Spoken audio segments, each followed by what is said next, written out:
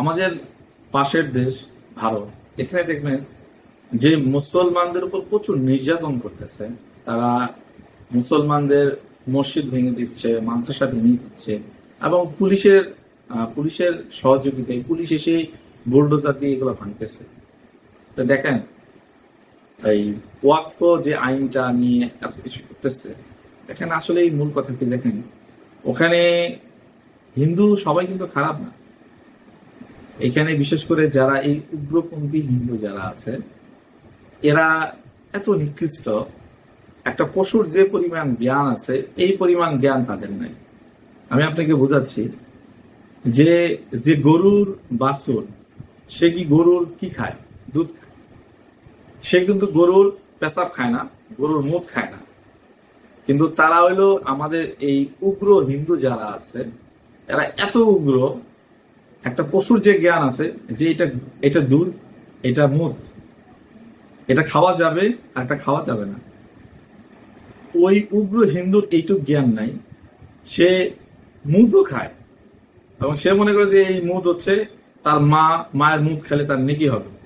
আমি তাকে যদি আপনি প্রশ্ন করেন যে তোমার তো মা আছে, যে তোমাকে জন্ম দিচ্ছে, তুমি তার মুদ এক গ্লাস খাও, সে খাবে না।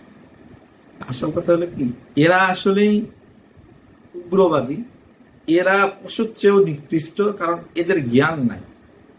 এদের যদি জ্ঞান থাকতো, এই মুসলমানদের উপর, নিরহ মানুষের উপর নির্যাতন করতো না।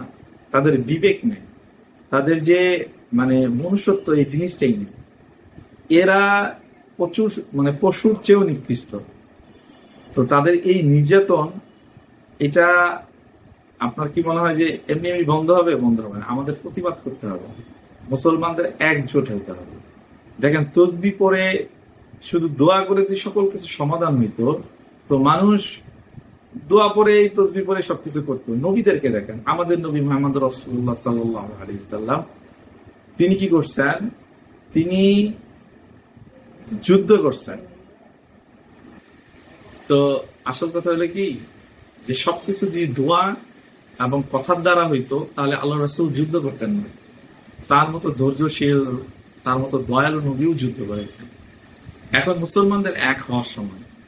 এদিকে ইসরায়েল গাজাতে একটা নিকৃষ্ট জুলুম শুরু করেছে, মুসলমানদেরকে হত্যা করতেছে নির্বিচারে, নারী শিশুদেরকে।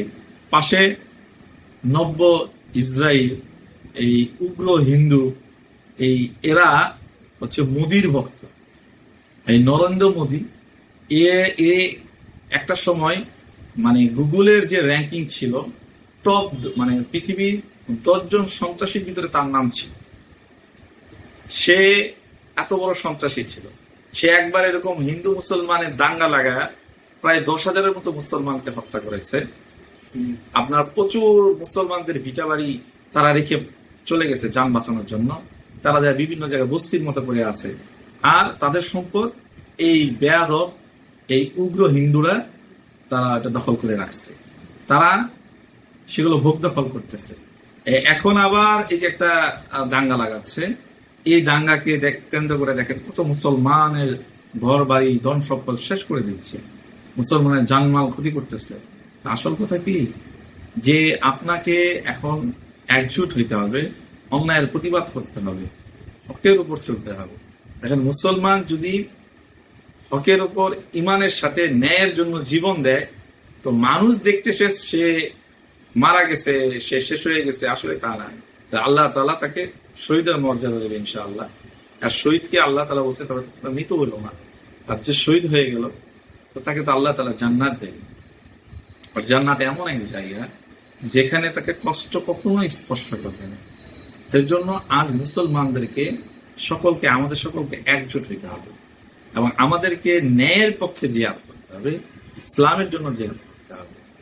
আপনি আজকে চিন্তা করতেছেন যে আপনি তসবিহ কিনতেছেন, আপনি দাড়ি রাখছেন, আপনি টুপি পরছেন, আপনি সুন্নতে লেবাস পরে বাস আপনার তো চালায় জান্নাত চলে যাবেন। ভাই, এরকম না।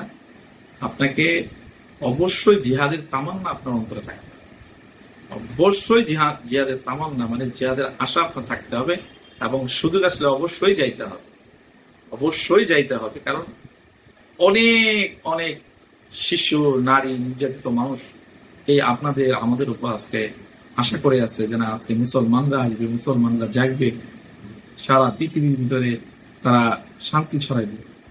এর জন্য আমাদেরকে প্রস্তুত হইতে হবে, উগ্রত হবে না, আমাদেরকে আমল বাড়াইতে হবে, শারীরিক সক্ষমতা বাড়াইতে হবে এবং আমাদের হকের পক্ষে চলতে হবে।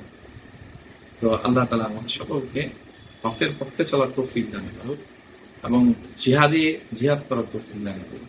আসসালামু আলাইকুম।